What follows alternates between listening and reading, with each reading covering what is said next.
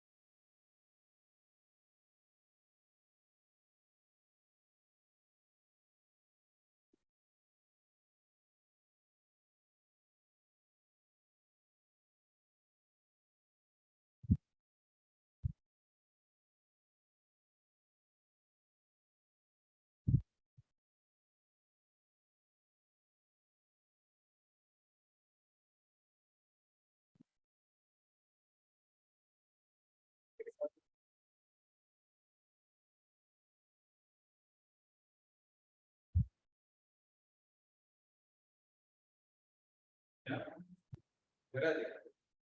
Others. They're attending 12th class. Right? So it's not copying everything. Yes. So otherwise there is no disturbance. It comes right. So those who are online are able to hear me? Yes, sir.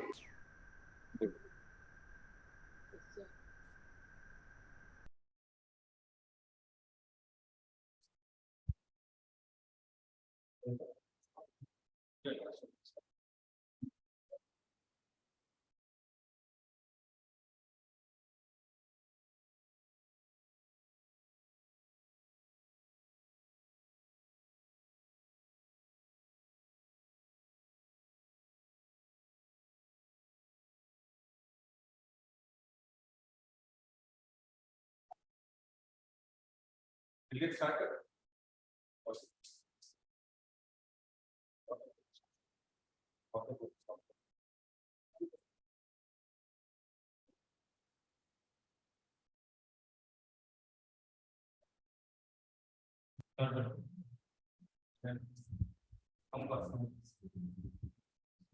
So the next topic that we are going to see is rotation motion of rigid body.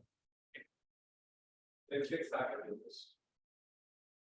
Now, when I see this rotational motion pattern, you can concentrate.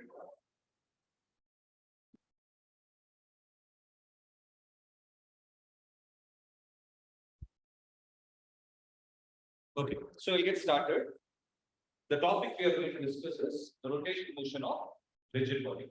Okay, so this rotational motion is something similar to circular motion. Am I right? So rotation and circle, when you speak about them, they sound to be similar. But when you see reality, they both are actually having some differentiating factor. Let's see what it is. Right.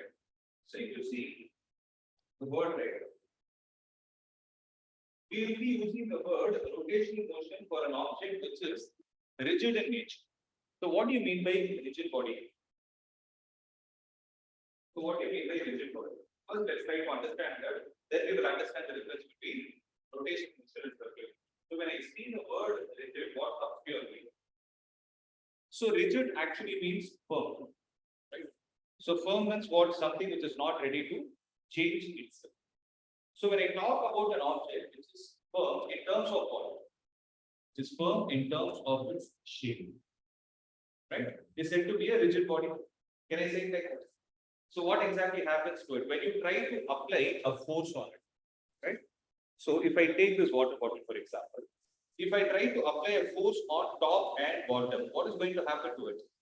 No response, right? Meaning it's not changing its shape. So can I say that there is no deformation taking place, right?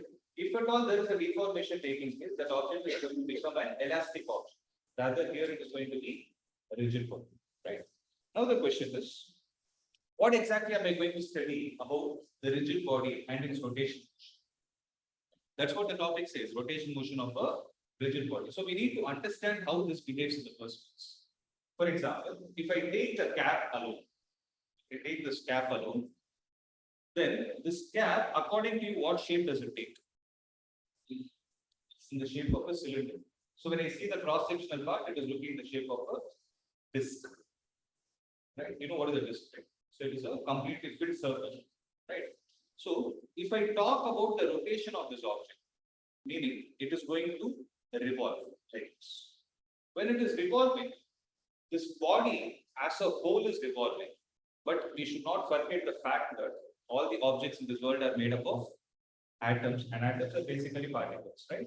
So can I say that this rigid body is made up of infinite number of particles which we are not seeing as individual objects, right? It is made up of multiple particles present, right? Multiple particles are present. So when this body as a whole is revolving, listen to my question carefully. When this object as a whole is revolving, what are the particles doing? The particles are also revolving. But what is the difference? Am I supposed to say that the particles are in rotational motion, or should I use the word that the particles are in circular motion? Which is more apt? So particles are in circular motion, whereas the object as a whole is in rotational motion. So whenever you talk about circular motion, like when can you define a circle? When can you define a circle? If I give you a compass, you will have a point which is fixed and you will rotate the pencil, right? You have that fixed point called as center. So center is basically a point. So for you to define circular motion, you need to define the particle is revolving about which center. Whereas when you talk about rotational motion, you will not be concerned about center, rather you will be concerned about something called as axis of rotation. So when this object is revolving, this object has a particular axis associated with it. So axis is a line center is a point. So for circular motion, you define saying that the particle is revolving about the fixed center. Whereas when you talk about rigid motion, what we use? The object is revolving around a fixed, you not use the word around, you use the word about. An object is revolving about a fixed axis. Axis is a line which is imaginary. You can't see it here, but you can feel it. So how you can feel it first? I'll tell you. Imagine this is the center of the fan to which the blades are connected. So you have a fan here, right? To which the blades are connected. So what you say the fan is doing, is the fan revolving or is it in circular motion? Now tell me the right answer. The fan is revolving or is it in circular motion? It is revolving because it is a rigid body, right? But if you take the particles of the fan, they are in circular motion. Means if I take a small piece of clay and stick it at one of the points here, okay? Let's say I'm sticking at one of the points on the fan. So when the fan is revolving as a whole, this clay which I stuck here is actually in a circular motion about the center. Are you able to visualize what I'm trying to say? Now the question is, you need to feel what that axis is all about. That is the most important. So for you to understand rotational motion, right? Most of the people make this mistake of not understanding the object is revolving about which axis. When I ask this question, they have no answer. So you need to know what an axis is and how the axes are classified. Are you able to understand? So when you take this as a fan that has a rod kept here, right? So where is the rod exactly kept? If you look at it, you will get an idea. It is kept exactly at the symmetrical center. Right? It is kept in such a way that it is symmetrically balanced. Am I right? It is not kept at one of the blades. It is kept exactly at the center so that the blades are equally distributed. So can I call that point as the center of gravity? It is a point where the whole weight of the fan is said to be balanced. Can I say? Only then it will not be able to topple. Okay, I'll come to the word of topple, torque, and everything slightly at an end point. But try to visualize. So is it toppling or is it firm like this? Is it balanced or is it like this? Is it revolving in this way? No, right? It is firm. It is completely like this. It is revolving like this. When this is happening, you have an axis, an imaginary line, which is passing through the center of gravity of that fan, about which the whole system is revolving. So where is the center of gravity of this fan? It's clearly visible. That rod is, I'm sorry, not the center of gravity. Where is the axis of rotation of this fan? It is the rod across which it is hanging. That rod is the axis of rotation. Fortunately, you are able to see it here, but in most of the scenarios, you will not be able to see. For example, if I take this and revolve it, give a twist to it and keep it on top of the table so that it is revolving continuously. If I ask you where is the axis of rotation, you will have to define on your own. You will not be able to see like how you are able to see it. Are you able to understand? So this point has to get registered in the first place for you to understand rotation.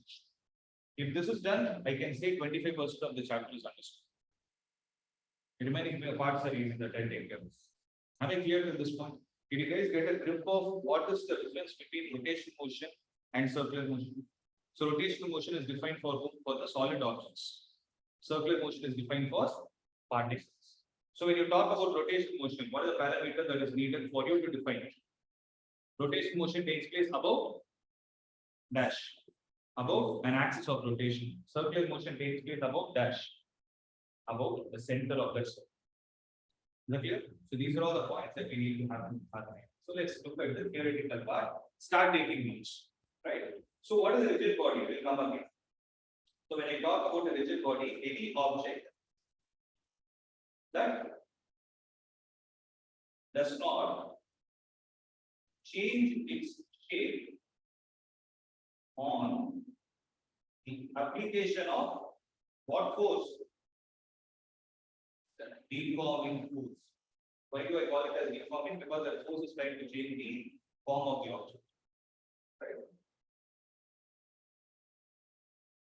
Am I clear with this? Right.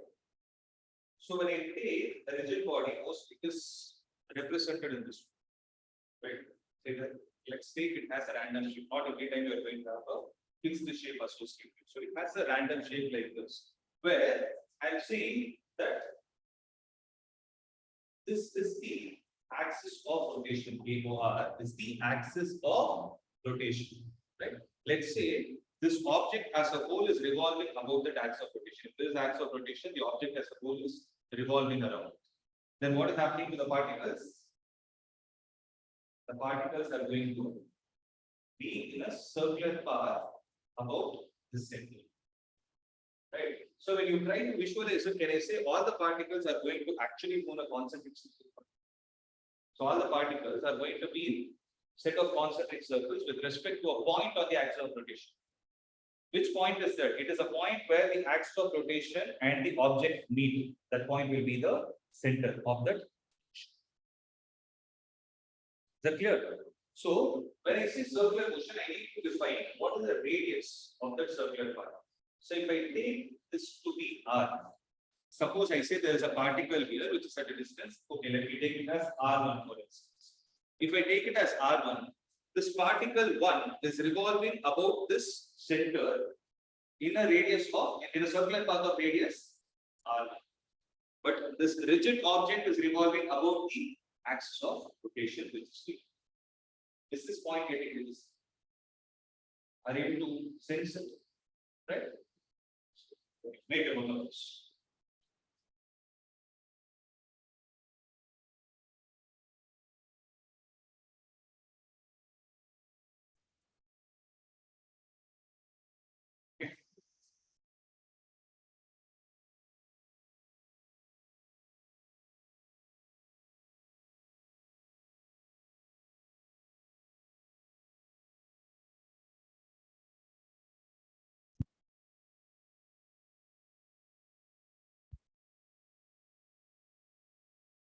Shall I just?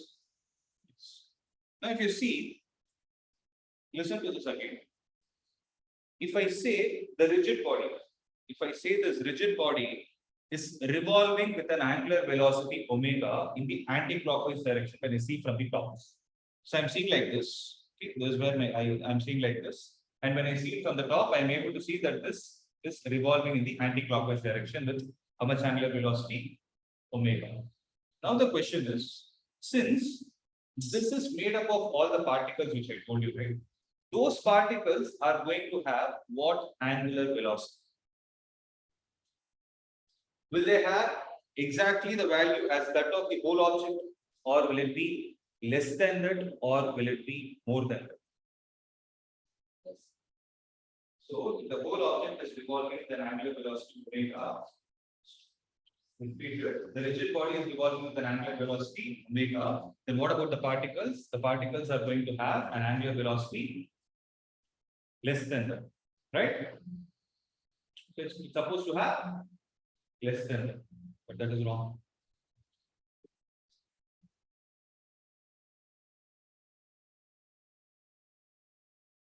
Because it should exactly be the same.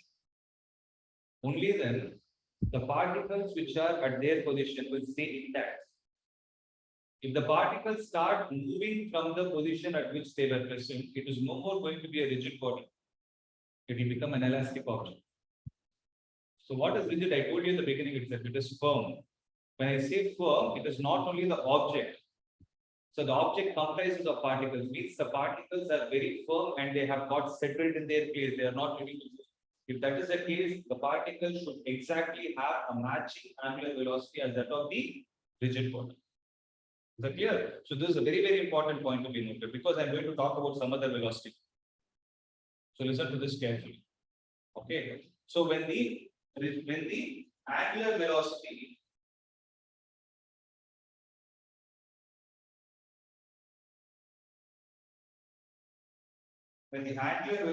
of the object is omega, then each particle of the system of the rigid body will also revolve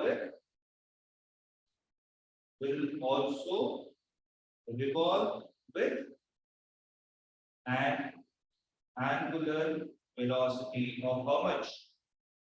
Omega. But here comes the twist. Right? This is right. There is no question. When I talk about circular motion, right? What are the two velocities we can define? One is angular, and the second is, if you recollect it, the second velocity is linear velocity. You remember it? I'll give you just to recollect that concept. I'll tell you. When you define acceleration, it is v squared divided by r. When you define the centripetal acceleration, it is v squared divided by r. But this v squared by r can also be written in terms of omega. Can someone tell me how you do that? We write v is equal to r omega. So that v stands for linear velocity and omega stands for the angular velocity. Now the question is, this particle has an angular velocity omega accepted. But what about the tangential velocity it is going to have? It will be v. Now, what is going to be the linear velocity of each particle? Is it going to be this? Or the tangential velocity, let me call it like that. So the particles are in circular motion, right? So they are revolving with a constant angular velocity omega. But what about the value v? Is it going to be the same? If you use the logic of v is equal to r omega, you can answer it better. It is not same because the value of radius of each particle depends on the position at which it is present. So this R1 is different from this R. Similarly, other particle, the one which is at here, all is going to have a different radius. So when all the particles have different distances from the center, the linear velocities will also be different. But what is constant? The angular velocity is constant. So angular velocity is constant for a rigid body. For whom? For the body as well as for the particles of which the system is made up. So clear? Whereas the linear velocity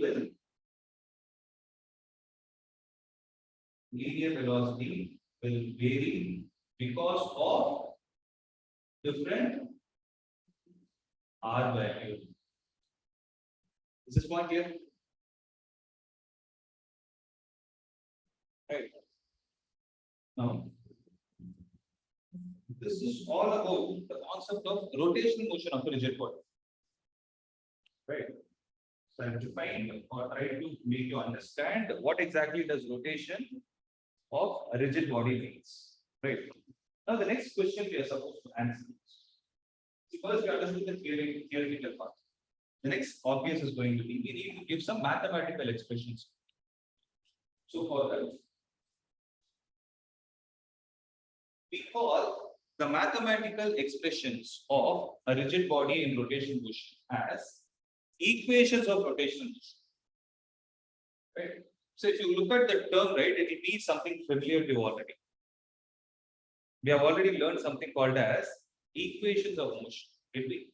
Well, when you talk about an object having a constant acceleration moving in a one-dimensional path. So what are the three equations we learned? V is equal to u plus at, s is equal to ut plus half dt square, and v square minus u square is 2as. But all these equations are applicable under what condition? Only when the acceleration of the object is constant. If it is not the case, then the only option you have, you need to go with calculus.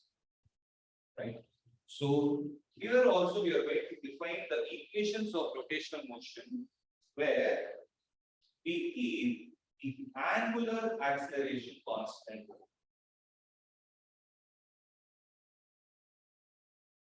So what do I mean by the angular acceleration? It is the value alpha. Is it clear? Right. Now, if I take a rigid body, let's say a point has moved from P to P dash, can I say that this has covered some angular displacement? Can I say it has covered some angular displacement of theta? Right?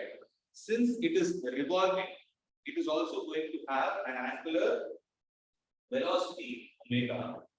And if the value of omega is going to change with respect to time, it is also going to have alpha associated. Am I right? So these are the three parameters. The next parameter can't exist because alpha is a constant. Right? Now start defining them. How are they defined? If I take theta and if I differentiate theta, if I differentiate theta with respect to time, what will I get? I will get omega. If I differentiate omega with respect to time, what do I get? I get alpha, right? So basically, these three parameters are related like this: theta, omega, alpha. On differentiating theta with respect to time, you get omega. On differentiating omega with respect to time, you get alpha. So what is the reverse process of differentiation? Obviously, it is going to be integration, right? So when you integrate with respect to time, so when you integrate alpha with respect to time, you're going to get omega. And when you integrate omega with respect to time, you're going to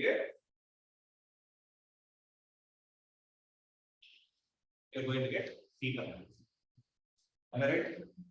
So this is the simplest mathematical operation, or I will call it as a flowchart that we are going to follow to derive these equations. It's as simple as that. Is it clear?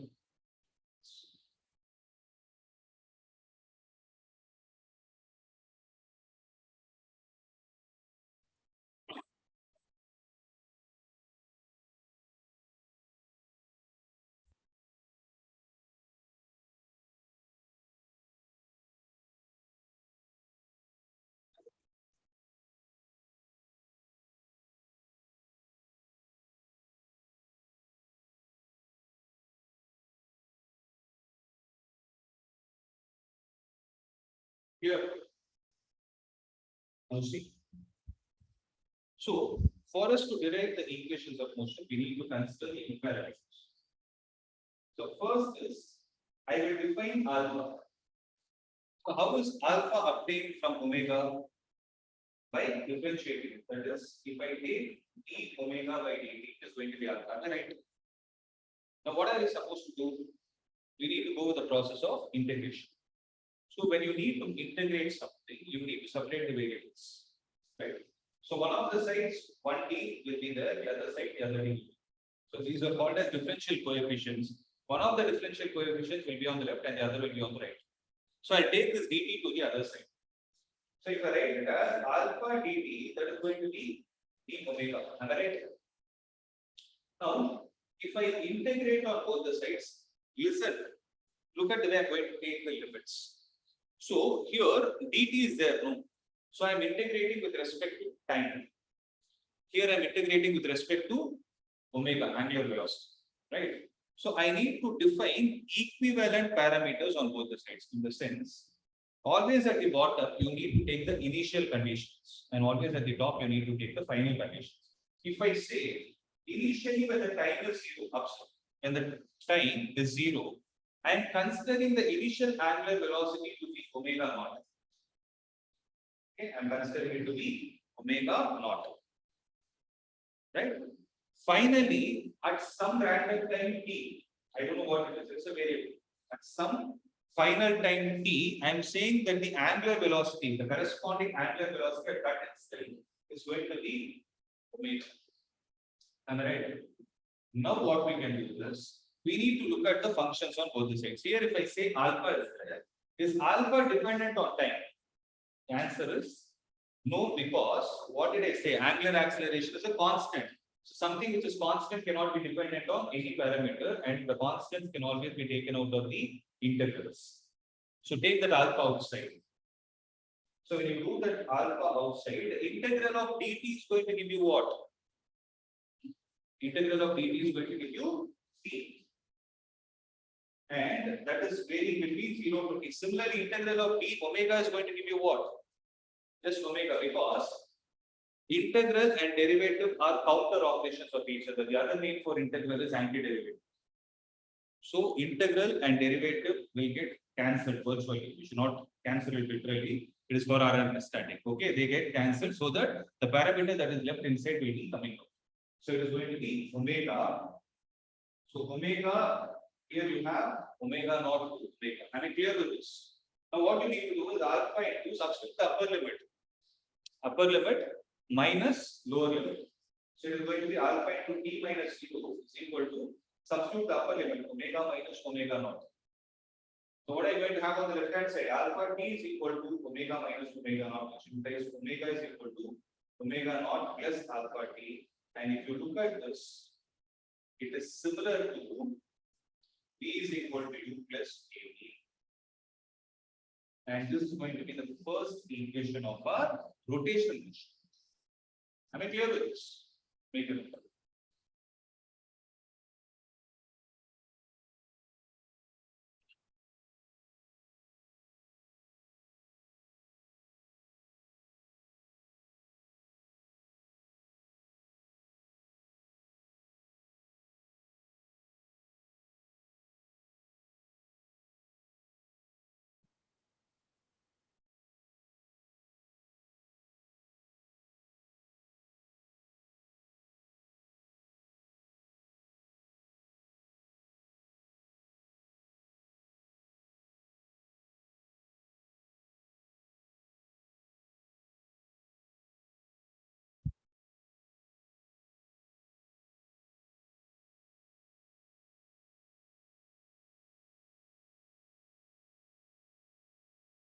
Can I proceed?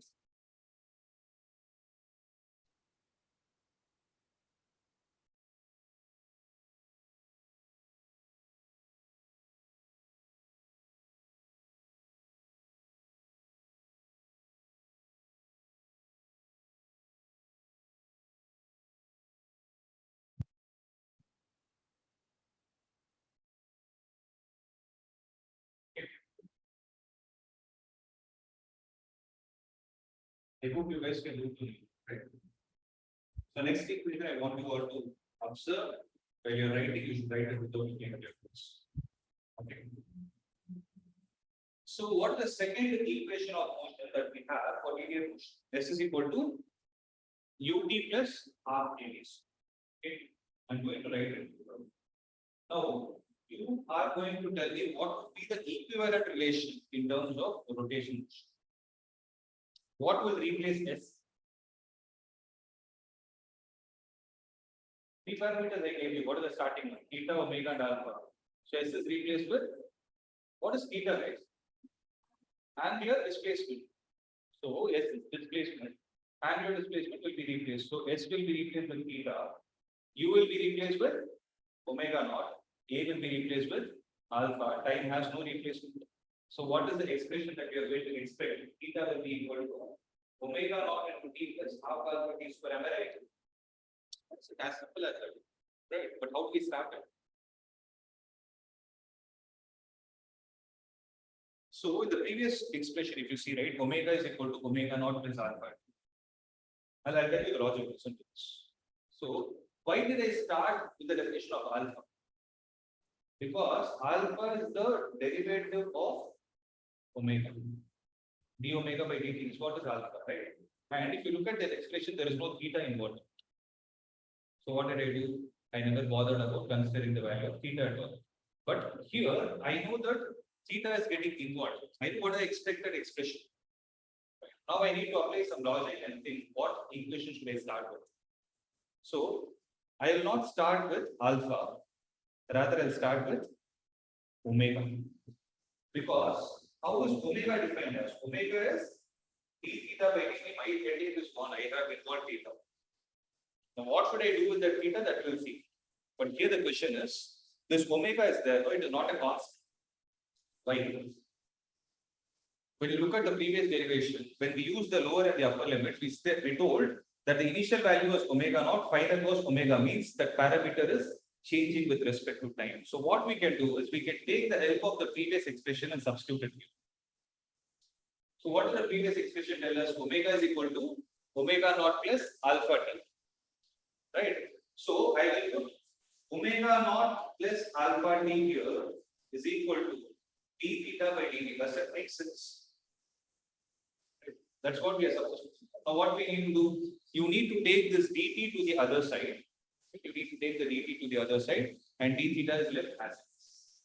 So omega naught plus alpha t into dt is equal to d theta. Again, can I write it as omega naught dt plus alpha t dt is equal to d theta?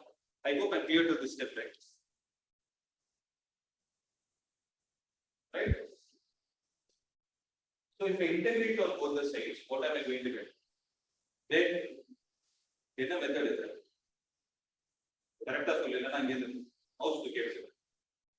இது என்ன method இது? Okay, listen. So omega naught dt plus alpha d dt to d theta. Are you to understand? So what are you supposed to do? Tell me. So initially, when the time is zero, right? Here you are integrating with respect to time. Here you are integrating with respect to time. Here you are integrating with respect to zero. So initially, if I take the time to be zero, what will be the value here? Let us assume that the initial angular displacement is also zero. Means the radial vectors are exactly coincident. After that only, let's assume the particle started revolving like this. When it is revolving, it is making an angle. Clear? So finally, let's say T and theta. Can I see? Yeah. Now tell me how to integrate the first one. If I look at omega naught is the initial value. Initial value is always a constant because it can be generated only once. So omega naught will come out of the integral. So omega naught into integral of dt will be 0 to t plus alpha is a constant. Sorry, I took it out before itself. Alpha is a constant. So what is left out is say t dt is left out. So integral of t dt is equal to integral of 0 to theta dt. So I could have written it directly, but I write it to the next step. Okay, now we'll start integration. Integral of dt. Integral of t dt. T square by 2 because integral of x dx is x square by 2. What logic are we using? X power n plus 1 by n plus 1. So t square by 2 here. So this is going to be equal to omega naught into t plus alpha into t square by 2 is equal to theta. But what should I do? I need to write the lower limit and the upper limit. Am I right? Am I clear? So what is that you are going to get? This implies omega naught t plus half alpha t square is equal to theta. So answer is theta is equal to omega naught into t plus half alpha. Please make a note of this.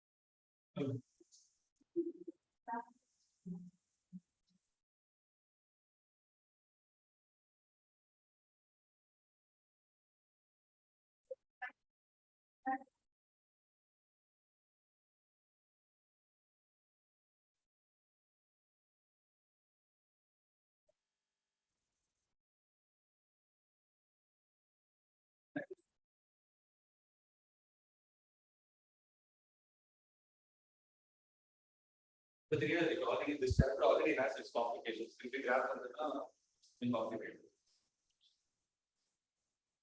Right? Here, so theta is equal to omega naught t plus half alpha t square. Shall I proceed?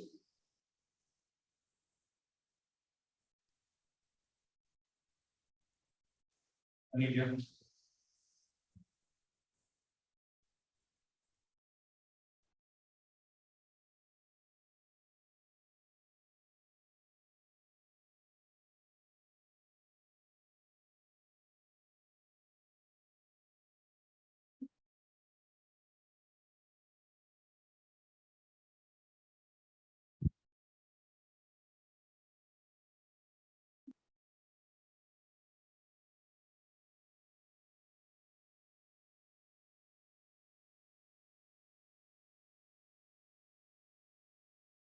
So move on to the next equation. The third equation that we know already, p square minus u square is equal to 2s. So what would be the expected expression here? Omega square minus omega naught square will be equal to 2 times alpha into theta. So this expression clearly indicates that I need to eliminate time. There is no time involved in it. Right? So if you need to eliminate time, then since alpha is involved here, right? Alpha and omega are involved here. So what I do is I start with the definition of alpha. I write alpha is equal to d omega by dt, but I don't want the dt. So what I will do is I write d omega by d theta into d theta by dt. Can I do that? Makes sense? Right? So d omega by d theta into d theta by dt. But what is d theta by dt already? D theta by dt is omega. Right?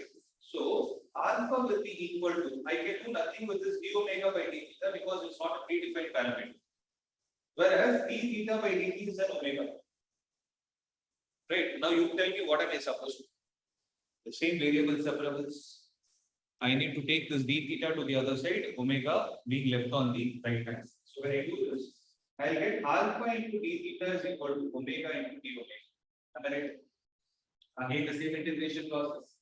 So when I integrate on both the sides, initially you recollect everything and connect the dots. Initially, when the time was 0, what did we take the value of theta as?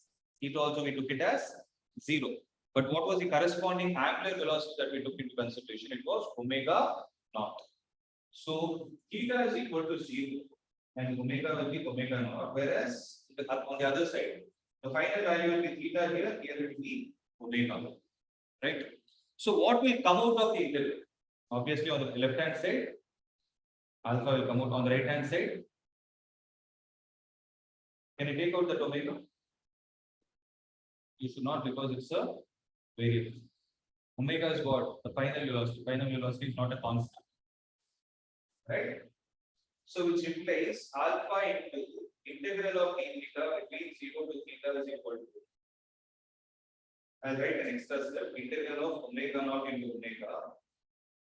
Sorry, integral of omega naught to omega, omega into d omega.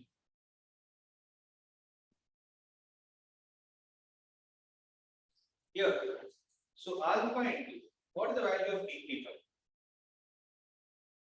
D theta is integral of d theta is theta between 0 to theta is equal to what is the integral of omega d omega? Omega square by 2 between omega naught to omega, which implies alpha into the upper limit theta minus the lower limit is going to be equal to omega square minus omega naught square divided by 2. Am I right? So take the 2 to the other side, which implies alpha theta is equal to omega square minus omega naught square. That implies omega square minus omega naught square is equal to 2 times alpha theta.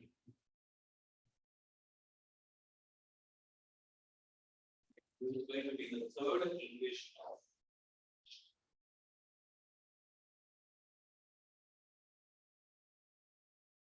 integral.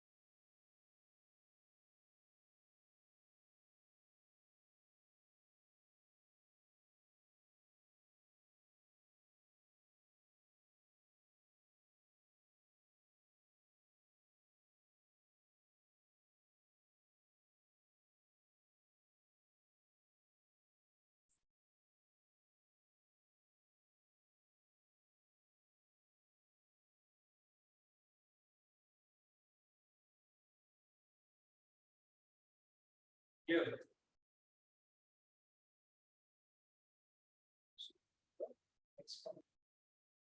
Should I? Now, we'll see some problems that are based on these equations for rotation. And the formulae that are used are omega is equal to omega naught plus alpha t, theta is equal to omega naught plus half alpha t square, and omega square minus omega naught square is equal to alpha theta. Okay, 2 alpha theta. Right. And what are the main point to be noted here? Rotation motion, the object has to move on the constant angular acceleration. That is the point to be noted. Right. So having this in mind, let's get started with the first problem.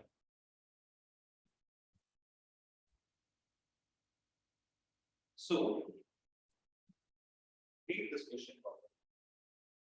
On the application of a constant torque. See what is torque will discuss.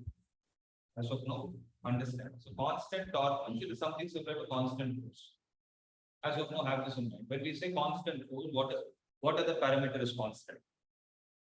When I use the word acceleration is constant. Similarly, when you use the word constant torque, indirectly they're telling you that the angular acceleration is constant. So that is the meaning of this particular phrase, constant torque. Okay. A wheel is turned from this. That is what we need to know. So omega naught is 0 to through 400 radians in 10 seconds. So here, radians is a measure of angular displacement. And how much is the time taken for this process to happen? 10 seconds. Okay. Having this in mind, find the angular acceleration. Let's try to solve it. So when I take the solution, right? So from the given parameter, alpha is a constant. Why is it so? Because of the word constant. So how much is the value of theta? Theta is 400 radians, and the time taken for this process is 10 seconds.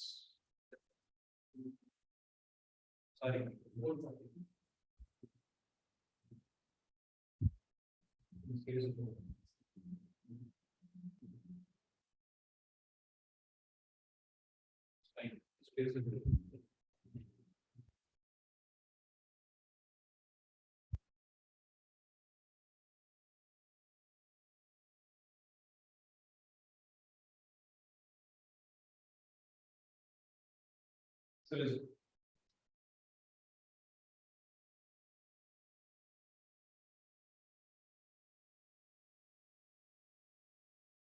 So how to find the value of theta?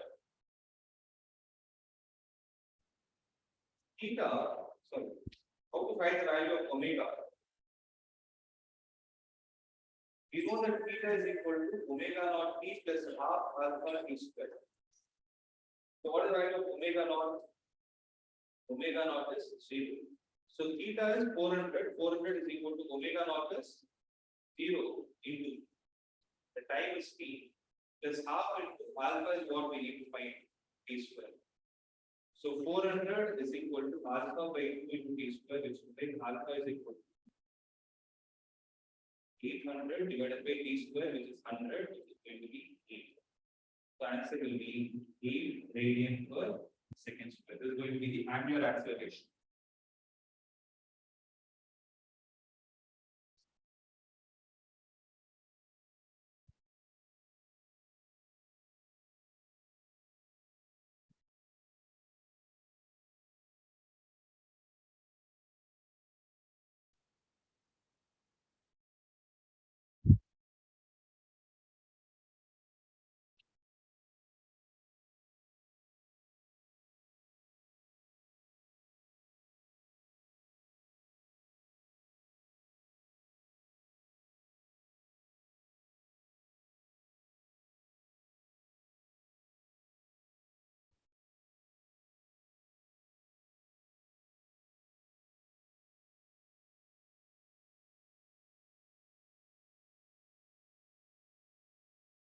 Can you please give me 2 minutes time? Stands for the data. Can you read the next part of the question and write on your own? Those are online also. Can you please make a note of it? If the same torque continues to act, what will be the angular velocity of the wheel after 20 seconds from the start? So do that.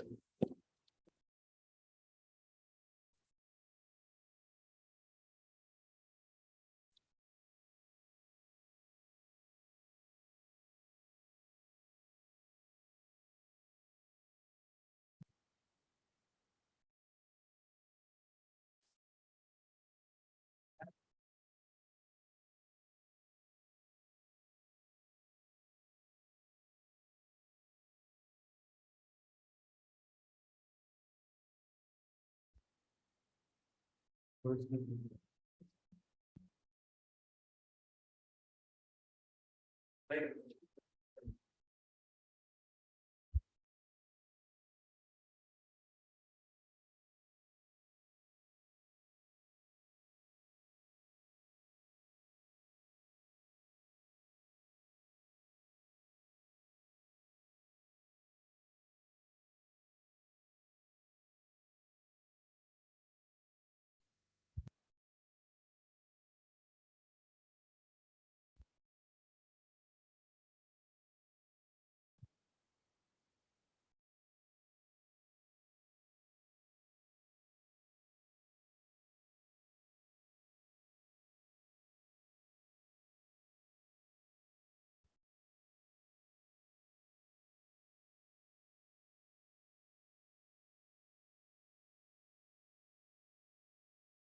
Answer?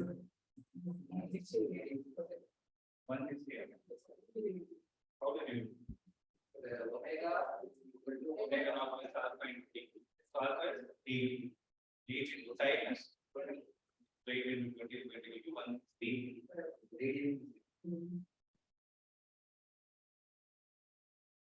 So 2 more minutes, we are done.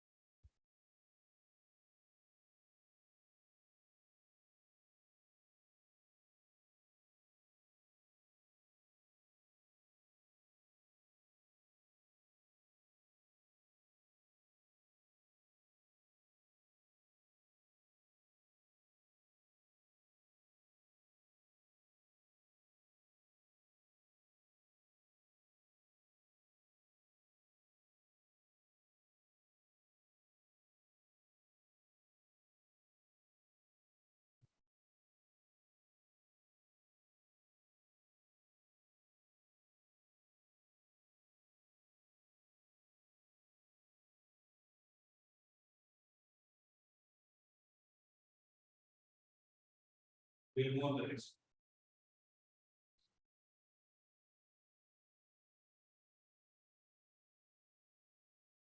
Yeah.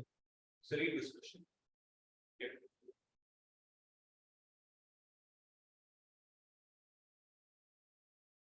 Right. Now listen to this. The angular speed of a motor wheel. Okay, I'll tell you how to analyze this question. Listen to this. The angular speed of a motor wheel is increased from 1200 RPM to 3120 RPM in 16 seconds. Okay. What is its angular acceleration, assuming the acceleration to be uniform? Means you can use the equations of motion. Second, how many revolutions does the wheel make during this time? Means they are not asking the angular displacement, they are asking what is the total number of revolutions the wheel has completed in this duration of 16 seconds. Okay, the point we need to understand is here there is a slight confusing part. I'll tell you what it is. What is the statement of the question start with? They told the angular speed is increased from one value in terms of RPM to another value in terms of RPM. That is the point we need to know. So when we see angular speed, right, what comes to our mind? We think of the angular velocity omega. Right, but what does RPM stand for? It is either rotations per minute or revolutions per minute. Both are.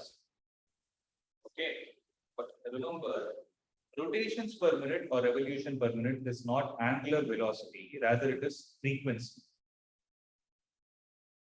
So from frequency, if you need to find the angular velocity, you need to multiply it with 2 pi. If without doing the 2 pi, you proceed to not get the answer. Am I clear with this point? So here, what is the hint? RPM is the hint. So initial frequency F1 is 1200 RPM and the final frequency is 3120 RPM, but we don't need F1 and F2 to solve the problem. So there is no formula that gives us the relation between alpha F1 and F2. Rather, we need omega 1 and omega 2. For that, what we need to do is omega 1 will be equal to 2 pi F1. So 2 pi F1 is going to be 2 pi into 1200. Now this RPM will change to radians per second because 2 pi is measured in terms of radian. Okay. Similarly, what is going to be the value of omega 2? Omega 2 will be equal to 2 pi F2. So 2 pi into F2 is going to be 3120 radian per second. Will be radians per minute, sir. I'm sorry, radians per minute. Right, you're right. So it will be radian per minute. Come again.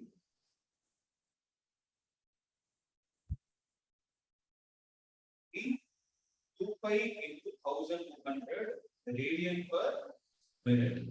Right? Similarly, omega 2 will be 2 pi into 3120 radian per minute. But what do we need? We need it in terms of radian per second. So minute converted to second, that is divided by 60. So when you do this 2 pi into 1200 radian per 60 seconds. So this will be 2 pi into 3120 radian per 60 seconds. So this and this will get cancelled into 20 times. 0 and 0 are gone, it goes 52 times. So this will be 40 pi radian per second and this will be 104 pi radian per second. So now we got the value of omega 1 and omega 2. So next time when you're doing it, you should not take these many steps. Okay, since I explained it for the first time, I wrote a detailed solution. Next time onwards, this minute and everything should run in your mind. Right? So 40 pi radian per second. So what is going to be the value of alpha? Can I write alpha is equal to omega minus omega naught divided by t? That's final minus initial divided by t. So it is going to be 104 pi minus 40 pi divided by the time it is going to take is going to be 60 seconds. Right? So how much is going to be the answer? It is 60 pi divided by 64. 64 pi divided by 16, it is going to be 4. So 4 pi radians per second is going to be the. So it is going to be 4 pi radians per second square. Am I clear with this? So this is the value of alpha, assuming it to be uniform. Next part is we need to find the number of rotations it has completed. So please make a note of this point.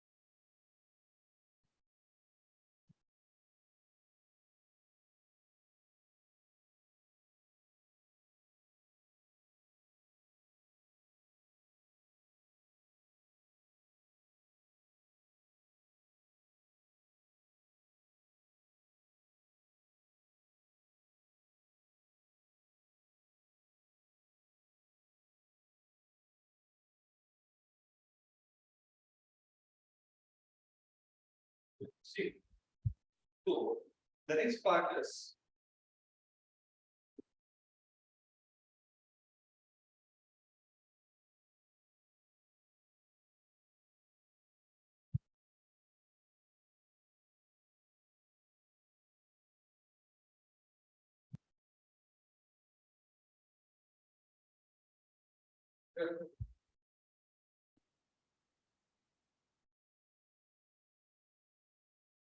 Okay, next part is, how many revolutions does the wheel make during this time?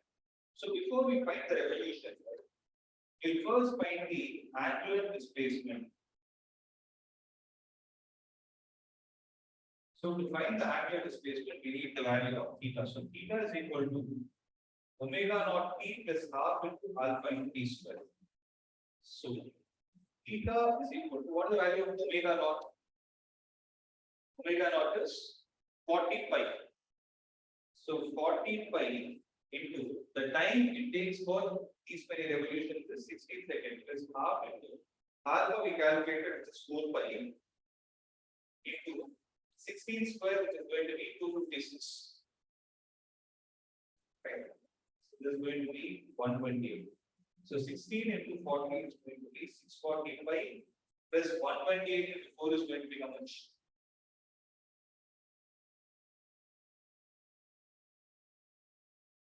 How much is it? So 134 is 520, 520 minus 10 into 8. 512 is yes. 512. So that is going to give us 2511. So it is going to give us 1055 radian. So can I say that this is the answer? You say this is the answer or wrong? Okay, because what did they ask? They didn't ask for the angular displacement. They asked you how many revolutions it completed. So one revolution will cover a distance of an angular distance of how much, right? Of 2 pi radian. So one revolution is 2 pi radian. How many revolutions will constitute of 1152 pi radian? So it is going to be 1152 pi divided by 2 pi. So both will get cancelled. Answer will be 576 revolutions. So it's going to be 576 revolutions in 16 seconds. Here.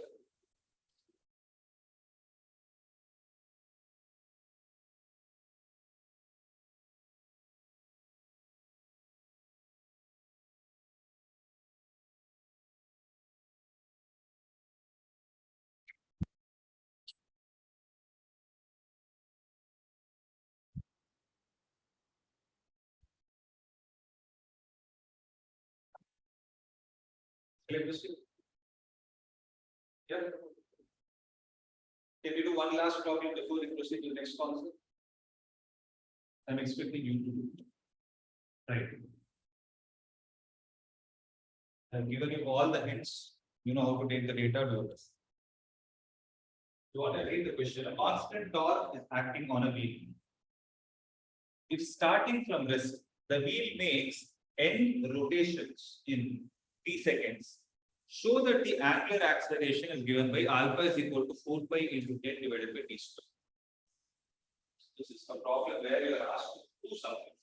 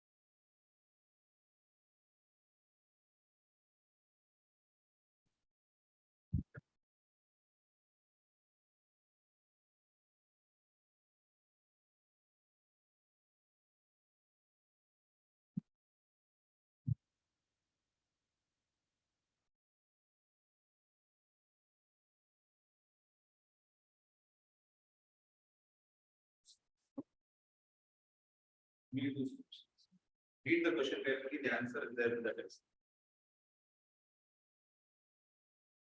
Take all the hints that they have given. Alpha is constant. So you can apply the equation of motion. How is the object starting? It is starting from rest. So omega naught is 0. And they have spoken about the revolutions. So it has completed n revolutions. Right? So in revolutions, what will be the angular displacement of the particle? In one revolution, the angular displacement is 2 pi. In n revolution, it is going to be 2 pi n. So theta is equal to 2 pi n. So you have all the data in hand. Theta is 2 pi n. Omega naught is 0. Alpha is what you need to find. So apply the equation. Theta is equal to omega naught into t plus half alpha t square. Answer is there. Go and see.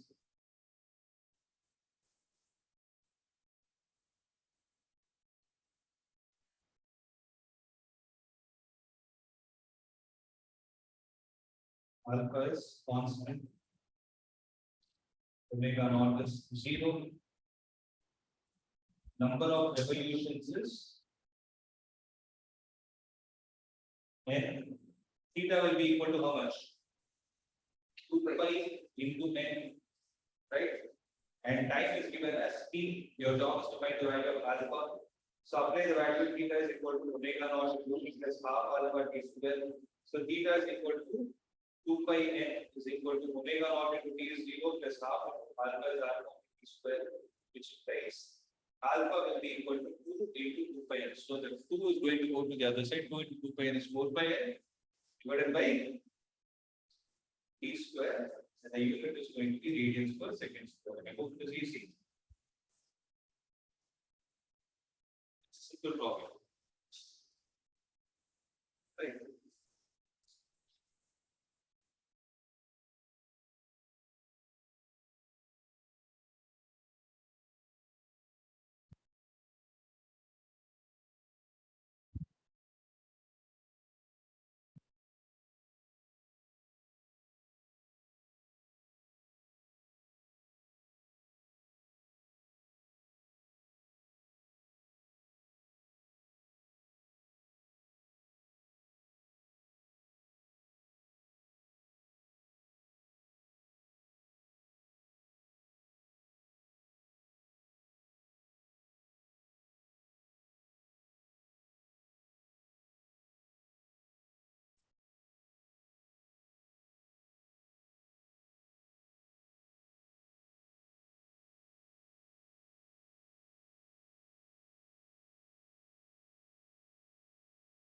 Shall we go? Proceed to the next problem.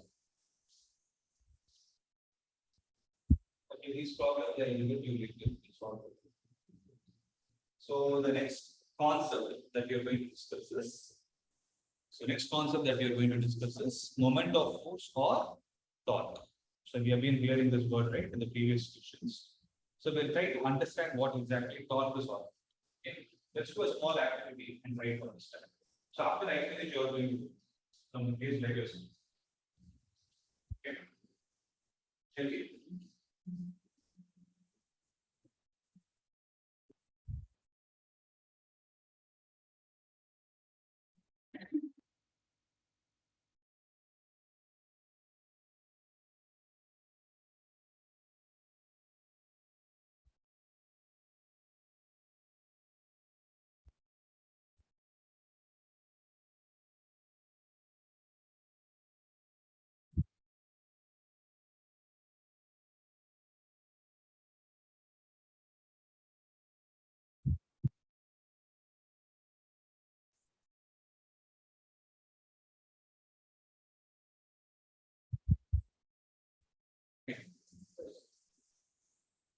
So is it clear, guys?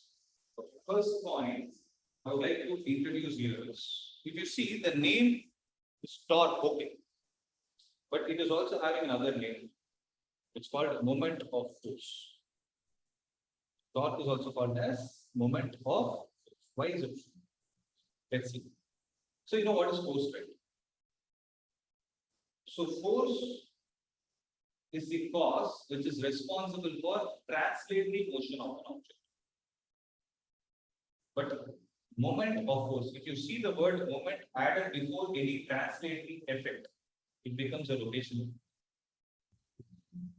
I'll make you understand. So see, for example, you have something called as inertia. You know what it is? What is inertia? Inertia is the property of an object where you try to resist the motion. Right? In the sense, when you try When you try to apply force to make the object move, it will try to stay at rest. When you try to apply force to stop an object, it continues. Exactly do the opposite of whatever you are trying to do. That's what inertia is. If I add the word moment to it as a suffix, moment of inertia, it is exactly the same thing except to the fact it will not cause an opposition to the force, rather it will cause an opposition to the torque. You are able to understand. So this is like why I'm telling all these points is like the grammar of physics. So this point you need to understand so that when you come across a new term in the future, you will be able to think better. So you have to always dissect the word and try to understand. So force is the cause for translational motion. Moment is for rotation. Moment of a translatory effect becomes a rotation effect. Similarly, inertia is for a translational effect. Moment of inertia will be the resistance offered by the object for torque. Am I clear with this? Now, having this in mind, let's try to visualize what exactly torque is for. Okay. So, if you see, I take, for example, I take this door into consideration. If I take the door into consideration, what is happening? So, I am applying force, right? So, it is causing what kind of motion? It's causing a sliding effect. Here, you visualize it. It's causing a translational effect. Sliding effect. So if I apply it like this, it again causes a sliding effect. So the first scenario, what do I do? The second scenario, I do. So what is this pushing? Pushing is something which is away from you. Pulling is something which is towards you. Okay, this is causing a translational effect. This is what is force. So my fingers apply force. But if I go to this door, right, if I take this stopper, what happens to stopper? Stopper is, if you can visualize what is happening. What you do with the stopper? Like you try to put your leg and try to lift it. What is going to happen? It will tend to revolve about an axis, right? Now, this door is automatically getting used. Now, you imagine and tell me if I apply the force here and pull it towards me, am I doing more amount of, am I applying more effort or less effort? Less effort. So if similarly, if I want to open the door, logically what will you do? If you want to enter this room, what will you do? You will, by default, your hand will go to one of the edges. And not say one of the edges, exactly to the opposite edge of the hinge. Am I right? So by default, you do this so that you know subconsciously the effort is going to be this. Am I right? So if I try to do the same door by having a handle here and pull it or push it, do you think my effort is going to be more on this? It is obviously going to be more, right? So can we have another activity to understand the same? Can you do something from the place where you're sitting? So you guys are sitting there. If you want to get up, what are you doing? What are you doing? By default, where is your hand going? Edge. So try to put your hand in the center and try to keep it near the hinge and then you put the left hand, you're feeding. How's are you comfortable? Which one was comfortable? So when you had a hand to the right, it's clear. So this effect is what is called as moment of force. This is what we call it as moment of force. What exactly happens in this? Listen. You had an axis of rotation. Now I am getting a feel of what is this axis of rotation. If I take this hinge, this line is passed to the hinge. It's called as the axis of rotation, and at one of the corners or one of the edges, I am applying the force. It can be a pushing force or a pulling force at a fixed story. But if I take the perpendicular force that I am trying to apply, visualize it, force is vector quantity. Perpendicular force that I am applying multiplied with the distance from the point of application of force to the axis of rotation is what is mathematically defined as torque. Okay. So you can either call it as torque or moment of force. So what is it? Let's come again. So what are we doing? If an object is supposed to revolve, let me take this book into consideration. Okay, if I take this book, if I have to open it, by default, I put my hand at the corner and open it. I not put it here and It is a tougher process. You have to go to the center, it will be more because more weight is concentrated. So the force that you are applying multiplied with the axis of rotation. So where is the axis of rotation for this book? It is something over here. Right? So the force multiplied with the axis of rotation, perpendicular distance, is what is called as moment of force. Am I clear? Please read the notes on this. Moment of force is the product of whom?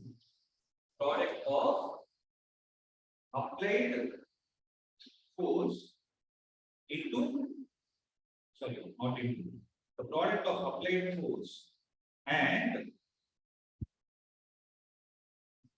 the perpendicular distance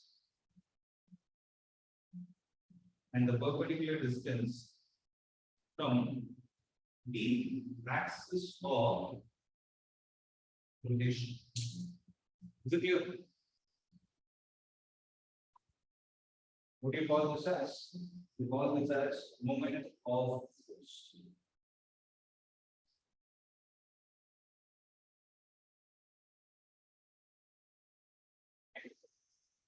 So let us try to visualize it.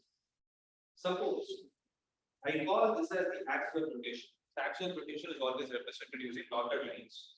And if I take a point which is at a distance r, right? When I say distance between a point and a line, it is always perpendicular distance. So when I take it like this, and I apply a force perpendicular, right? I am applying a force in this way or into the plane. Then this force multiplied with r is going to be the moment of force, and it is represented with a symbol T with the top on top, with a line on top of it. You read it as tau, TAE, which is a Greek letter. It is like an inverted G. Okay. So tau is equal to force into perpendicular, right? This is going to be the scalar part. I repeat, this is going to be the scalar part. So this is where the question comes. Is this torque, is this parameter torque going to be a scalar quantity or a vector quantity? Answer is, sir, vector quantity, because you're talking about the moment of force. It's a vector quantity, right? So what will happen here is this torque in the form of vector is written like this. Torque in the form of vector is written as r vector cross f vector. So how is it written as? It is written as r vector cross f vector.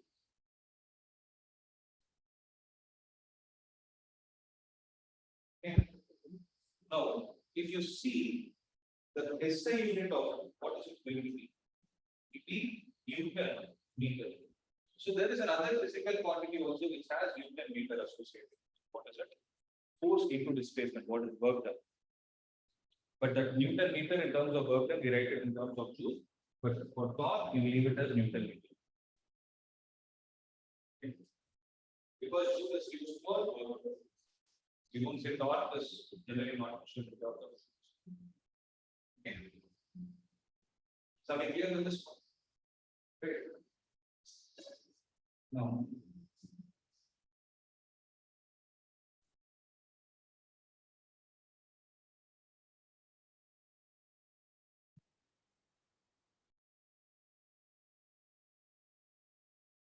next concept that we'll see is rotational equilibrium and principle of moments. So what do I mean by rotational equilibrium and principle of moments? Let's see what it is. Suppose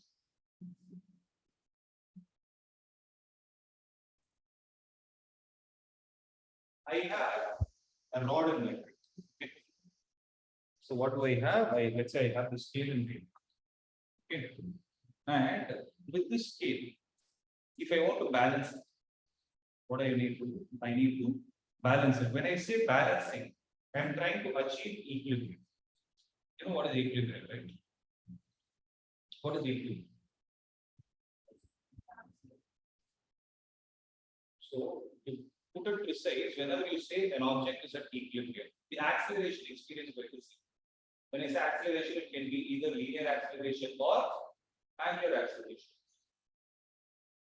So here, so when the linear acceleration is zero, you can say that the forces are balanced. When the angular acceleration is zero, you can say that the torques are balanced. Okay. So if I take the scale, this is exactly of like 30 centimeters, right?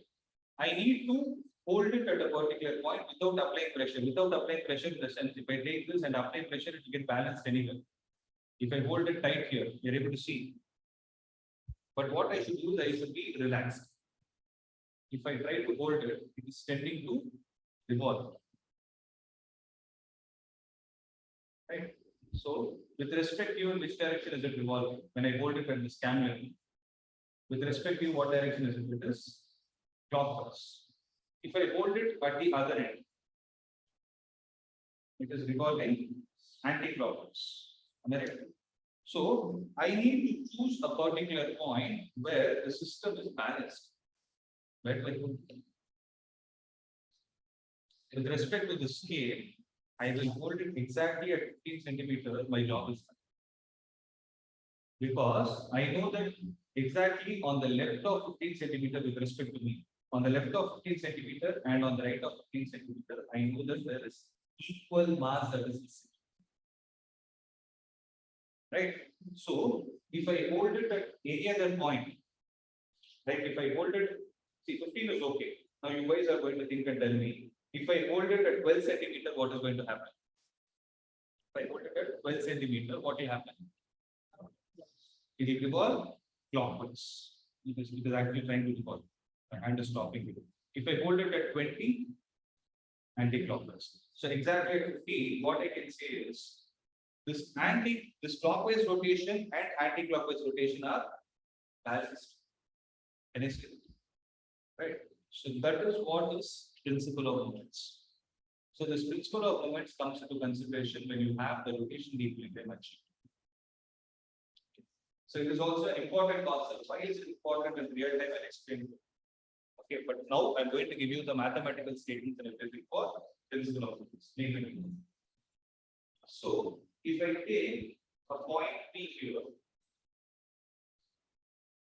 so if I take this distance as R1 and if I take the other distance to be R2, are you able to visualize this is R1 and this is R2? Am I clear with this? Now,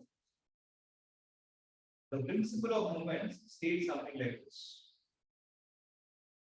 Statement is under rotational equilibrium, sum of clockwise moments is equal to the sum of anti-clockwise moments. Okay. So what is it? Under rotational equilibrium, sum of the clockwise moments is equal to sum of the anti-clockwise moments, because with respect to force, when will the forces get balanced? When force in one direction is equal to the force in the other direction. Whereas when you talk about rotation, you can speak only about clockwise and anti-clockwise. So if I have to give a mathematical expression to this particular statement, what would I say? So if I take this point P as the base where the whole system is balanced, and if I take this to be the axis of rotation, my finger is the axis of rotation, means it is revolving like this. So when I hold it at a particular point, it is not revolving. So if I take here the force as F1, here if I take it as F2, and this distance as R1, this distance as R2. So what is going to be the clockwise moment? So visualize it. F2 will try to put the object in clockwise evolution. F1 will try to put the object in anti-clockwise evolution. Sorry, in this scenario, both are same. So it will be like if, sorry, I'm sorry, it was my mistake. When I take F1, so F1 is going to put the object in the clockwise with respect to you. And what about F2? Anti-clockwise. Are you able to understand this? So here F1 is going to be anti-clockwise and F2 is going to put the object in clockwise evolution. Here, now, what is going to be the clockwise moment? F2 multiplied with R2. This should be mathematically equal to whom?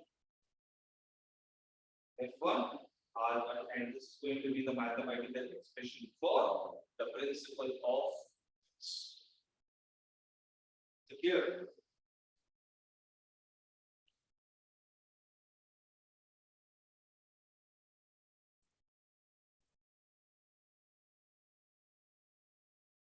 And with this concept, we'll start our questions. We'll start with some problems, and I will tell you where it is applicable in real time. Any other doubt? This chapter is slightly tough and confusing. It needs a lot of practice. Ensure you're coming. Don't attend completely not answer. Ensure you're coming here and attending all the classes. Is it clear? So that's it from my side. There are no doubts we can get.